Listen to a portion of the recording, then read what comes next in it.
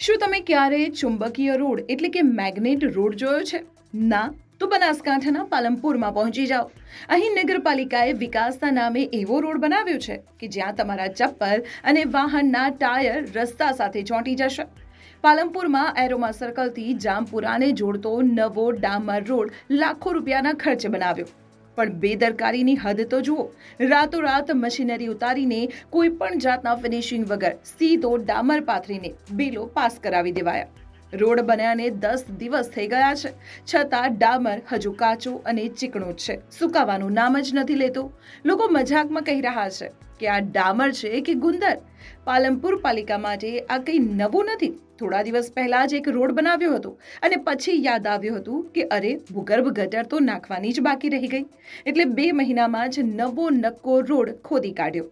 આપણા પરસેવાની કમાણી અને ટેક્સના લાખો રૂપિયાનું આ રીતે ખુલ્લેઆમ ધુમાડો થઈ રહ્યું છે. અધિકારીઓ અને કોન્ટ્રાક્ટરોની આ મિલીભગતના કારણે સ્થાનિકોમાં પણ ભારે રોષ છે. જનતાની માંગ છે કે આ હલકી ગુણવત્તાના કામની તત્કાલ તપાસ થાય અને જવાબદારો સામે કડક પગલાં લેવાય. શું તમારા શહેરમાં પણ રોડ રસ્તાના નામે આવો જ ભ્રષ્ટાચાર થાય છે? કમેન્ટમાં ચોક્કસ જણાવજો.